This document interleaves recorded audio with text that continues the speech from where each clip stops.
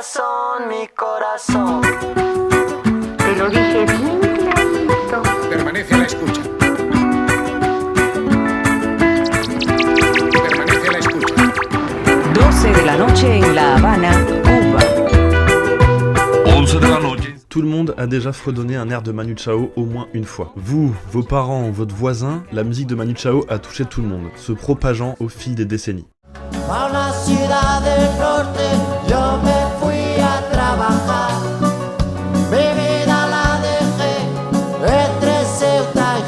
Manu Chao, c'est aussi toute une génération du rock alternatif des années 80 qui jouait dans les squats et emmerdait l'industrie musicale, ses artistes commerciaux et son marketing tapageur.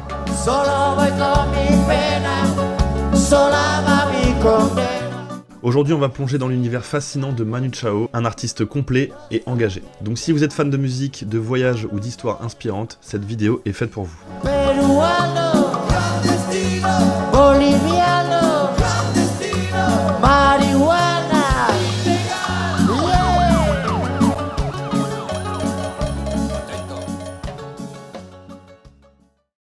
Salut tout le monde, c'est Jawai, bienvenue sur ma chaîne pour ceux qui me découvrent, et pour ceux qui font déjà partie de l'équipage, et oui, je suis blond. On peut passer à autre chose maintenant. Alors Manu Chao a toujours été très discret concernant sa vie privée, et il n'y a pas de documentaire sur sa vie ou de reportage, et que très peu d'interviews. J'ai donc retourné internet, lu des articles, j'ai maté des vidéos, les quelques interviews qu'il y avait de lui, etc. pour vous les condenser et en faire cette vidéo. Alors c'est parti, on plonge dans l'univers de Manu Chao, abonnez-vous si c'est pas déjà fait, et activez la petite cloche pour ne rien rater. C'est parti.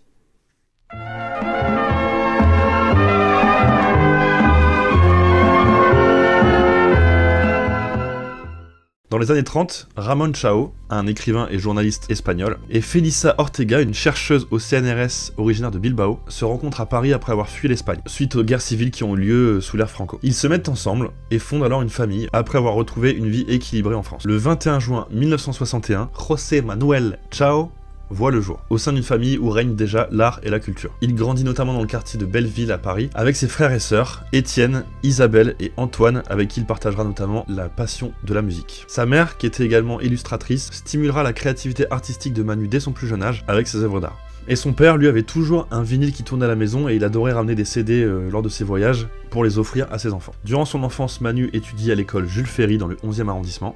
Il se dit qu'il était un élève plutôt espiègle, et ses camarades de classe se souviennent par exemple de ses imitations des profs ou de ses concerts privés de air guitare pendant la récré. Il ira ensuite à Sèvres, au lycée, où il obtiendra son baccalauréat. Ramon, son père, à la base, il était pianiste, il a eu une formation de pianiste classique en Espagne, et il avait obtenu une bourse d'études en musique classique pour venir à Paris. Il apprendra alors le piano à ses enfants, instruments qui finiront par délaisser au profit de la guitare pour Manu et de la batterie pour Antoine.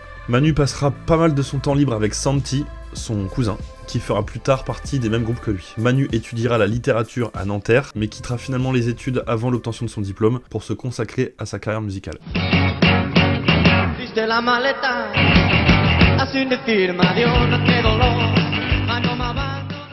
Musicalement, Manu Chao était en grande partie autodidacte. Il passait des heures à écouter des vinyles de punk ou de rock avec son cousin Santi, et il essayait ensuite de reproduire les riffs à la guitare. D'ailleurs, petite anecdote, à l'époque, pour économiser des cordes de guitare qui coûtaient un peu cher, un jour, Manu a décidé d'accrocher un fil à linge à la place d'une des cordes de guitare, et qui a donné un son particulier à la guitare, et d'ailleurs, de ce qu'on dit, on peut l'entendre dans certaines de ses premières maquettes. Alors son amour pour la musique l'a poussé à explorer divers styles, du punk au reggae en passant par le ska, ce qui a contribué plus tard à la diversité musicale de ses projets. Alors vous allez voir, c'est assez particulier, Manu Chao, il a eu plusieurs groupes dans sa carrière, et même plusieurs groupes en même temps, ce qui est relativement rare. Le premier groupe, c'était les 4 ans, il y a eu les Hot Pants, les Carayos, les Casse-Pieds, les Chihuahuas, les King Snakes, les Volets. En 1976, Manu il a donc 15 ans, il est toujours au lycée, et avec son cousin, il rejoint un premier groupe qui s'appelle Joint de Culasse, avec qui il fera ses armes, avant de créer ensuite son propre groupe, les Hot Pants.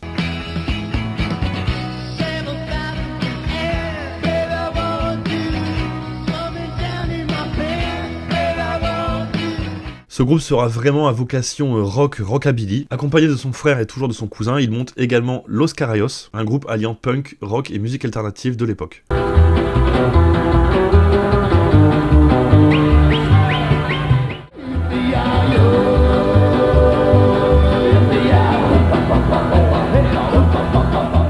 c'est au sein de ces groupes que Manu Chao fera ses premiers pas sur scène et réalisera ses premiers albums. Les groupes sortiront plusieurs albums entre 84 et 90. À cette époque, la jeunesse un peu underground écoutait que ça. C'était vraiment le son, un des sons les plus répandus à l'époque, et c'était un incontournable du rock alternatif. Après la sortie de Carayos and Fuego, les membres de Los Carayos décident de mettre fin à leur aventure musicale. L'histoire de Hot Pants était déjà terminée depuis un petit moment, et Manu avait alors déjà rejoint l'aventure Mano Negra. Ne voulant plus faire partie de plusieurs groupes en même temps, Manu, avec son frère et son cousin Santi, toujours là, ils choisissent donc de faire partie exclusivement de Mano Negra.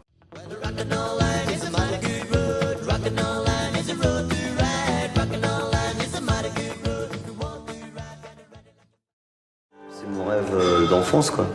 Qui se réalise, c'est certain, je m'en cache pas.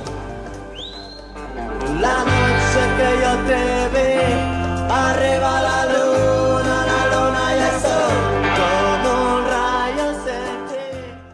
En 87, Manu Chao forme Mano Negra avec son frère Antoine aux percussions, Santi à la batterie et Philippe Teboul, Olivier Dahan et Daniel Jamet. Mano Negra, tu sais pas si c'est des guerrieros, si c'est un symbole de magie noire, c'est le nom d'un catcheur, c'est le nom d'un mouvement anarchiste en Espagne, c'est plein de trucs. Enfin, il y avait toute une imagerie que j'aimais bien. Ils étaient fortement influencés par un mélange de styles musicaux, notamment le rock, le punk, le reggae, la musique gitane, le ska ou encore la cumbia et autres rythmes d'Amérique latine.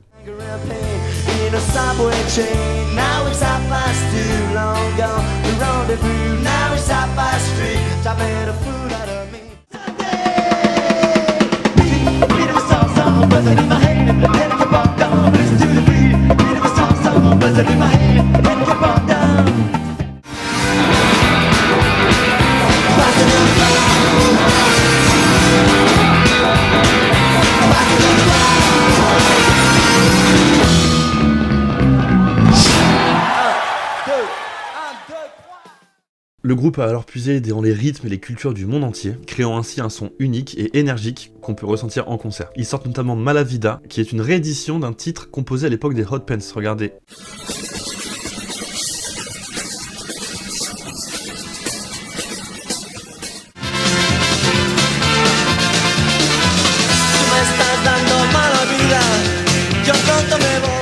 Et donc Mala Vida sera un premier gros carton vraiment international.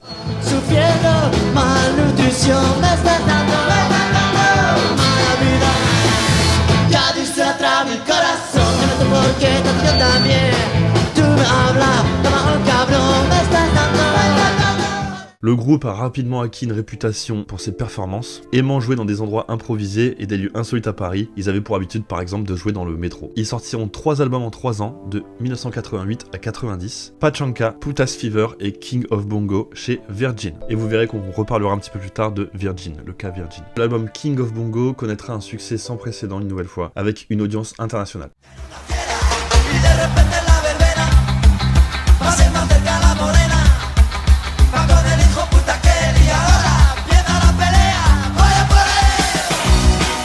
Face au succès de ce dernier album, le groupe entreprend alors une tournée légendaire d'ailleurs, en 91, qui s'appelle Cargo Tour. Alors pourquoi Cargo Tour, vous allez me dire? Eh bien tout simplement parce qu'ils ont fait leur tournée dans un putain de cargo.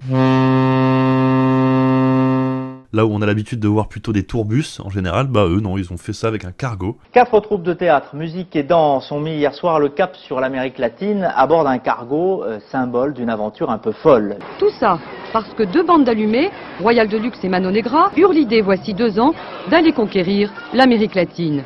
Alors cette tournée restera un fait marquant dans l'histoire de la Mano Negra et de Manu Chao aussi personnellement, et ce sera d'ailleurs une grosse source d'inspiration pour les albums futurs. Manu Chao s'imprègne énormément des gens et des cultures qu'il rencontre, il voyage constamment, et cette tournée ne fera qu'accroître ses envies de voyage et de rencontre. On pourrait vraiment le qualifier de voyageur compulsif.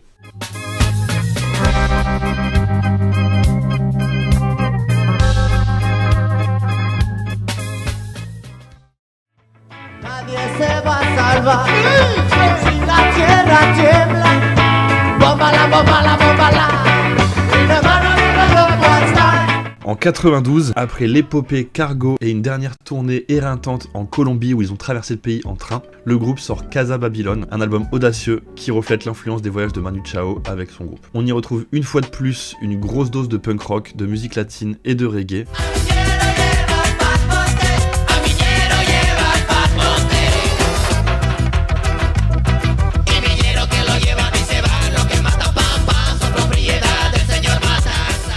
c'est quand même fou quoi. Les mecs vraiment ils sont bons dans tous les styles, ils sont hyper complets, c'est une dinguerie. En 94, ils réaliseront un concert mémorable à Woodstock qui permettra de conquérir un peu plus le public américain et contribuera ensuite à l'explosion de Manu Chao lors de sa carrière en solo. Quel est votre trajet, vous? Concert, tournée. Des petits clubs. La tension grandissante au sein du groupe combinée à la fatigue de la tournée conduit à sa dissolution en 95 après un dernier concert à Madrid. Le groupe avait atteint des sommets de succès et il était vraiment temps pour chacun de se concentrer sur des projets autres et les projets personnels. La Mano Negra laissera une empreinte indélébile une fois de plus sur la scène musicale mondiale grâce à son mélange explosif de styles musicaux et à ses performances scéniques juste incroyables. On passe maintenant à la carrière solo de Manu Chao. La vida es una tómbola, de noche y de día. La vida es una tómbola, y arriba y arriba. La vida es una tómbola, de noche y de día. La vida es una tómbola, y arriba y arriba. Alors, après la dissolution de la Mano Negra, Manu Chao a plutôt mal vécu le grand vide que ses belles années ont laissé derrière lui. Il en a alors profité pour repartir en voyage, se ressourcer et s'imprégner des différentes cultures en visitant tous ces pays qui le font rêver depuis qu'il est enfant. Il profitera de ses voyages pour rencontrer de nouveau une multitude d'artistes et d'activistes locaux et il prendra le temps d'écrire de nouvelles chansons. Manu Chao vit alors quelques temps à Rio de Janeiro, enregistrant des petits sons à droite à gauche et il pense alors faire un dernier album comme pour tourner une page avant d'aller vers de nouveaux paysages. Lors de tout son périple à travers les pays d'Amérique latine, il a pu enregistrer des sons un peu partout grâce à son studio portable, comme il aime l'appeler. Ça peut être alors des bouts d'émissions radio en Colombie, au Brésil, des extraits de discours du commandant Marcos en passant par des ambiances sonores de petites rues mexicaines. À ce moment-là, Manu n'était pas vraiment certain de se lancer en solo, craignant de se retrouver à poil, comme il dit, sans le groupe de la Mano. Mais son envie de faire passer des messages était plus forte que lui. Finalement, après plusieurs mois à composer, écrire et enregistrer, Manu obtient un album, Clandestino, qu'il s'empressera d'enregistrer lors de son retour en France. Manu Chao sortira donc en 1998 l'album qui sera une nouvelle fois un tournant dans sa carrière. D'ailleurs, c'est fou à quel point tout l'album est mythique, genre n'importe qui d'entre vous connaît au moins 2-3 chansons de l'album, c'est un truc de fou. Bienvenida Tijuana, bienvenida mi amor, de noche a la mañana. Et me when I come.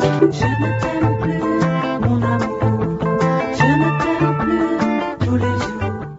Mano negra clandestina, peruano clandestino, africano clandestino, marihuana illégal. Et alors, petite anecdote au passage, cet album aurait failli ne jamais être comme on le connaît. Je m'explique. Il paraîtrait qu'à l'époque, où il vivait à Rio, Manu il a découvert un nouveau style de musique, la musique techno. Et à la base, l'album Clandestino, il devait être imprégné de ce style-là. I'm the king of Bongo Bong.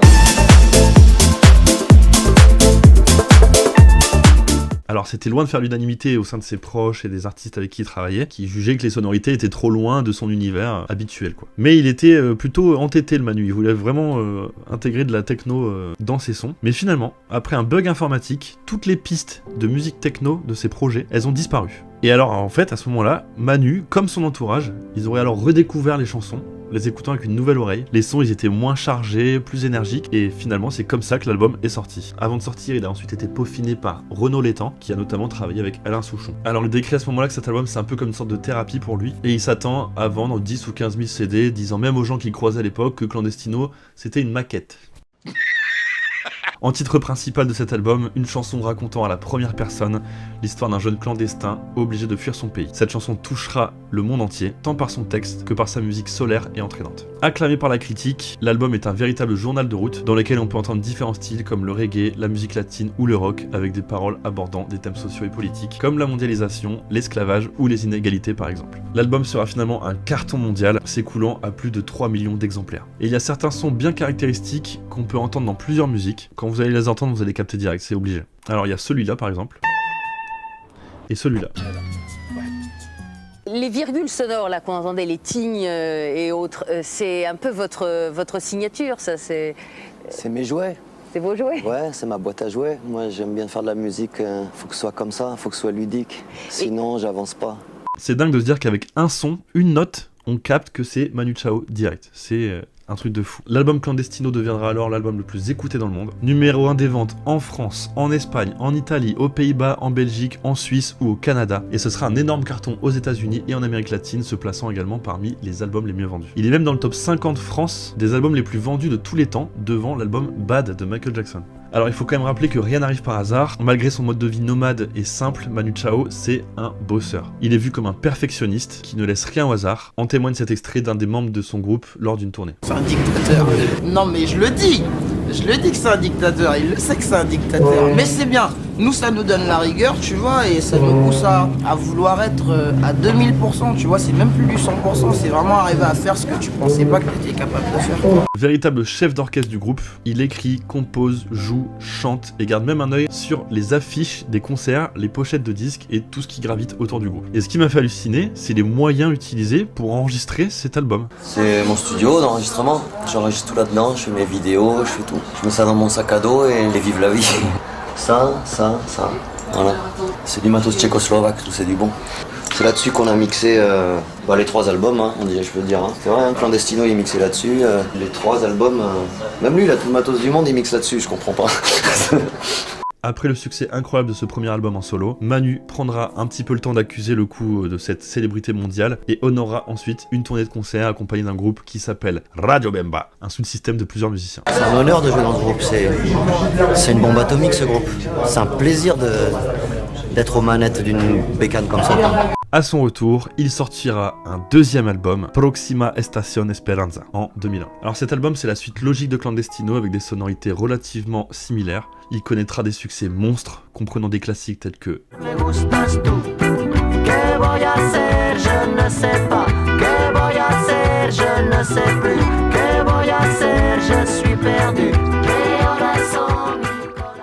Alors petite chose sympa également, Manu Chao a fait revivre quelques sons qu'il avait enregistrés il y a bien longtemps. C'est le cas dans cet album avec son intro Merry Blues, par exemple, qui n'est autre qu'une réadaptation de So Many Nights, un titre composé à l'époque de son premier groupe Hot Pants. So many nights with your shadow in my bed, yeah. So many nights, so many nights with a shadow in my bed, so many nights. Après ces 2 albums à succès, Manu est désormais installé la plupart du temps à Barcelone, où il continuera de répéter avec Radio Bemba. Ils partiront ensuite pour une tournée de concerts dans le monde entier, se rapprochant de plus en plus de l'énergie de la Mano Negra de l'époque. Cette tournée est un véritable succès une fois de plus. Manu Chao sort ensuite un album live enregistré à Paris, Radio Bemba Sound System, qui mélangera ses plus gros succès, que ce soit en solo ou avec la Mano Negra. A noter également la présence de BG, alias Lyricson, au sein de Radio Bemba. Alors si ce nom vous dit quelque chose, c'est peut-être que vous avez déjà entendu ce son-là.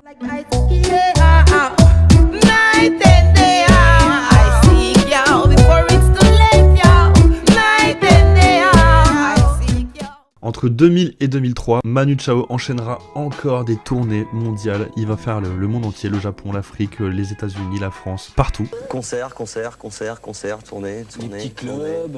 Pour finalement revenir avec un nouvel album en automne 2004. Manu Chao sort donc ce nouvel album qui explore de nouveaux territoires sonores tout en conservant son engagement social. Il comprend des titres comme Rain in Paradise et Akosa. Cet album sera un véritable objet audiovisuel car vendu avec un livre de textes et d'illustrations en collaboration avec Wozniak, un dessinateur qui travaillait à l'époque au Canard enchaîné. Il a été produit à petite échelle, à 150 000 exemplaires, et écoulé très rapidement. Manu le rendra finalement disponible gratuitement en téléchargement sur son site internet.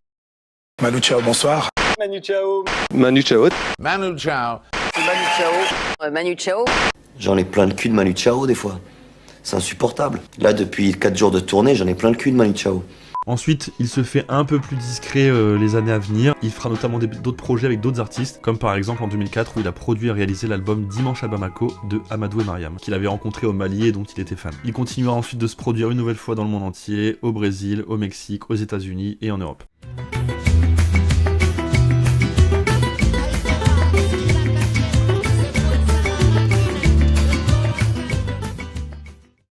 Pas facile de le fixer dans le champ d'une caméra, il fuit les médias. Et pourtant, il est le musicien français qui vend le plus d'albums à l'étranger. À 41 ans, Manu Chao vient de terminer une tournée mondiale d'1 an et demi.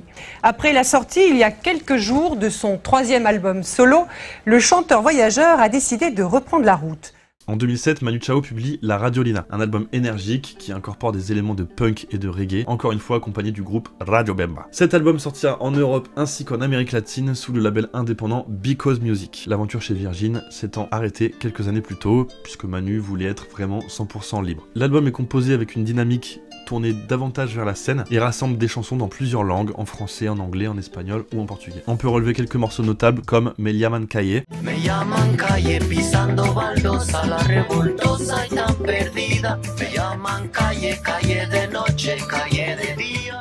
qui sera couronné d'un Goya, c'est un peu l'équivalent des Césars en Espagne, pour la meilleure bande originale de film sur le film Princesas. Me llaman Calle de Manu Chao. Enhorabuena. Il enchaîne ensuite pendant l'été 2007 avec une tournée en Amérique latine et aux États-Unis avec notamment un concert à Coachella en Californie, puis quelques festivals en Europe. Pour terminer l'année 2007, il coproduit la bande originale du film Maradona d'Emir Kusturica.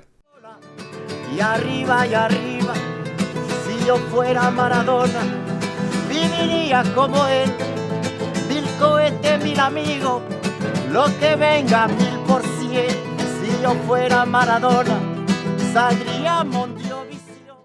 Pour l'instant, la carrière de Manu Chao, c'est une masterclass. C'est quand même rare de voir une carrière aussi réussie déjà, et en plus qui perdure dans le temps. Et tout le temps en vivant de manière simple. Il aurait pu vriller après tous les succès, mais il est resté loin de la lumière, en gardant la tête sur les épaules et restant fidèle à ses principes. En 2008, il entreprend à nouveau une tournée mondiale, le Tombola Tour, une nouvelle fois avec Radio Bemba.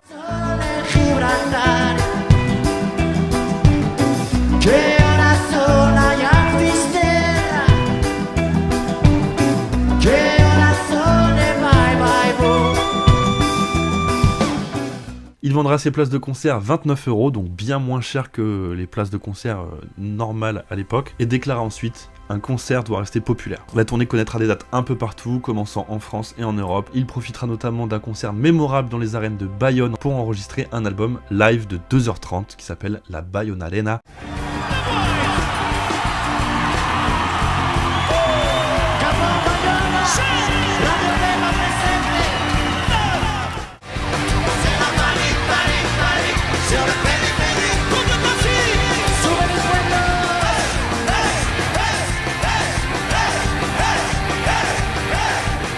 Avant de repartir en Amérique du Sud pour des concerts au Chili, au Brésil et en Argentine. Ce mec est fou. Ils enchaîneront quasiment 40 dates en 6 mois, ce qui est colossal. Ça fait à peu près 2-3 concerts par semaine. Voilà, avec l'avion, le bus, le train, le machin entre deux. En 2009, concert, tournée. Il rempile pour une méga tournée au Brésil et en Argentine. Je vous dis, ça s'arrête jamais, le man est fou. Il a parcouru le monde, se produisant dans des festivals, des lieux emblématiques, de l'Europe à l'Amérique latine, en passant par l'Afrique et même le Japon.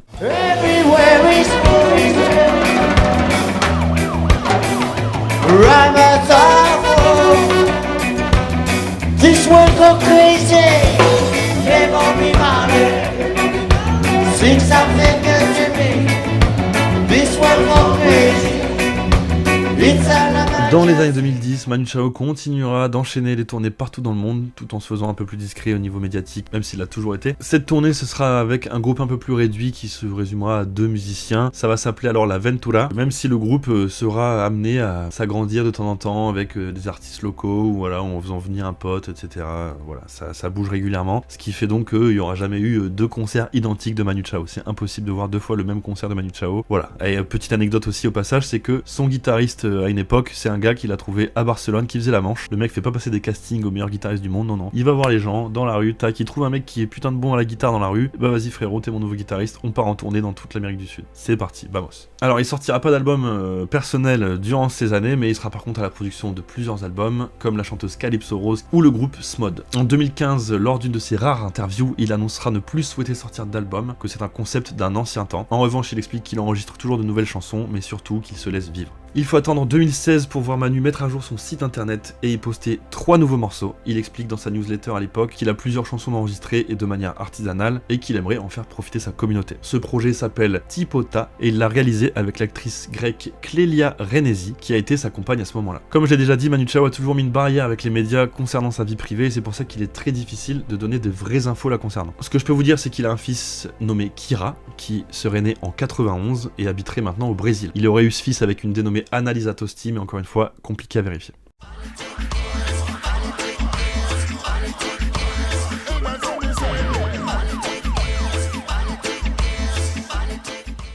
Tout au long de sa carrière solo, Manu Chao a continué d'aborder des questions sociales et politiques dans sa musique, plaidant en faveur des droits de l'homme, de la justice sociale et de l'environnement par exemple. D'ailleurs, que ce soit lors des quelques interviews qu'il a fait ou de ses concerts, il en profitera toujours pour passer ses messages. Je suis un citoyen et moi je considère qu'on vit dans une planète qui ça fonctionne pas là. Donc je fais partie des gens qui essayent de dire non à ce futur qu'on est en train de nous imposer. Ce dernier refrain à tous ces politiciens professionnels qui ne savent que mentir. Pinocchio et un, deux, trois.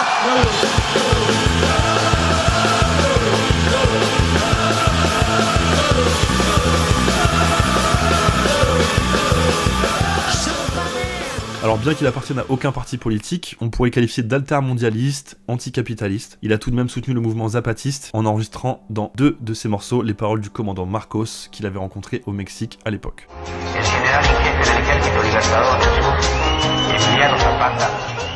Il chantera également lors de grands rassemblements altermondialistes comme au G8 de Gênes en 2001 par exemple. Cet engagement-là, qui lui tient à cœur, en fait, il le tient comme exemple de son grand-père maternel, qui était un communiste espagnol et qui a fui Franco après avoir participé à des actions de résistance pendant la guerre civile qui a frappé l'Espagne. C'est donc grâce au récit de guerre de son grand-père que Manu deviendra un si grand défenseur des droits de l'homme et un artiste engagé. Malgré tout ça, il refusera d'être associé directement à la politique en répétant qu'il n'est qu'un simple artiste. La presse et les médias, ils veulent toujours des porte-paroles de tout. C'est le représentant des anti-mondialisations, tatitata. Moi, j'ai déjà du mal à me représenter moi-même. J'ai pas représenté des millions de gens. Parallèlement à ça, à l'époque des berruyers noirs ou des garçons bouchés, où on prônait le rock libre et engagé, le fait que Manu Chao signe chez Virgin a été un peu mal perçu par les puristes. Ils disaient qu'il était passé chez l'ennemi dans l'industrie de masse, lui qui venait du même milieu qu'eux depuis l'époque des hot pants ou de joints de culasse. Oui, je commerce. Et où est le problème? Et ceux qui font des critiques, là, je leur dis, et vous commercez pas? Vous le commercez pas, votre savoir-faire? Tout le monde commerce. En tout cas, une chose est sûre, c'est que je gagne pas des millions de dollars sur les pays du tiers-monde. Les millions de dollars, je les gagne en Europe. D'autres diront que c'est Manu Chao qui s'est servi de Virgin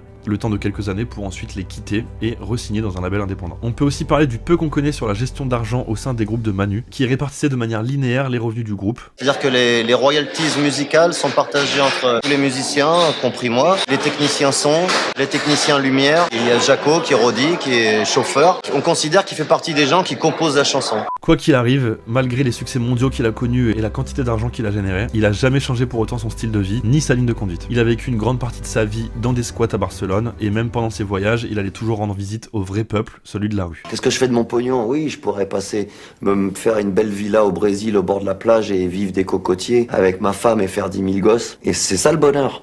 Mais ça allait se planquer, ça. Alors, il a toujours eu un engagement fort pour les causes qu'il défendait. Il a participé notamment à des collectes de fonds, des œuvres de charité pour venir en aide aux réfugiés dans le monde. Il a participé à beaucoup de concerts caritatifs et des événements de bienfaisance. Il a contribué à des projets communautaires et de développement dans des régions défavorisées, notamment en Amérique latine. Bref, il a utilisé sa notoriété pour attirer l'attention sur des sujets importants et pour soutenir des causes humanitaires et sociales. Que ce soit sur et en dehors de la scène, et jusqu'à son mode de vie de nomade et proche du peuple.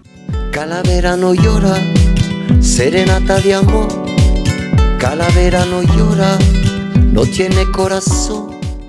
Alors, vous vous demandez peut-être où est Manu Chao aujourd'hui? Eh bien, il est toujours là, les amis, vous inquiétez pas. Bien qu'il se fasse plus discret depuis quelques années, il continue de nous enchanter avec sa musique et son engagement. Alors, il n'a pas sorti de nouvel album récemment, mais ça veut pas dire qu'il nous prépare pas quelque chose en coulisses. On le sait, Manu, il aime bien prendre son temps pour nous réserver des petites dingueries. Alors, en 2019, il a réalisé une petite tournée acoustique dans des salles plutôt alternatives, sans faire de promotion, ouvrant même parfois la billetterie 72 heures avant le concert, sans rien dire à personne. Alors, je dis petite tournée, mais bon, il a quand même fait plusieurs dates en Europe, puis il est reparti sur le continent américain pour faire de bien. Il a aujourd'hui 62 ans, mais continue son mode de vie alternatif. Je suis allé faire un petit tour sur sa chaîne YouTube, et j'ai vu par exemple qu'il a fait une série de vidéos pendant le confinement, où il faisait des petites reprises, ou alors qu'il faisait des petites chansons au ukulélé. Et plus récemment, je l'ai vu aller au Népal rendre visite à des enfants dans un institut musical, donc il continue de voyager, de rencontrer des gens, de propager sa musique de la manière la plus humble et simple possible. Le tout en gardant son style de vie nomade et proche du peuple, repassant régulièrement à Barcelone, qui restera quand même sa maison principale.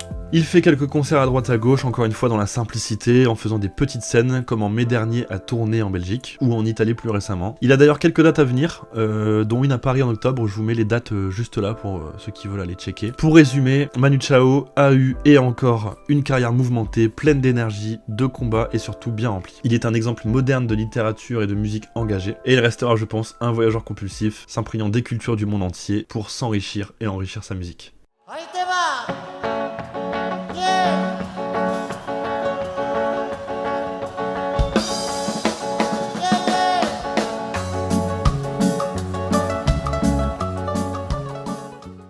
Je crois que tant que t'es passionné, tu vieillis pas. Hein. La vieillesse, elle arrive quand tu te dépassionnes, quoi. Moi, je suis convaincu de ça. Hein. Moi, j'ai vécu à 100 à l'heure pendant 20 ans de ma vie, mais je devrais être ruiné, là. mais je suis passionné, je crois que c'est ça qui conserve. Et j'avais peur de vieillir quand j'étais adolescent, maintenant j'ai plus peur. Maintenant, je m'en fous. J'ai vécu une vie tellement incroyable que si je meurs demain, c'est pas grave. Por no llevar papel a una ciudad del norte, yo me fui a trabajar. Ces titres continueront, je pense, de faire chanter et danser des générations entières, et ce, à travers le monde. Liviano, marihuana.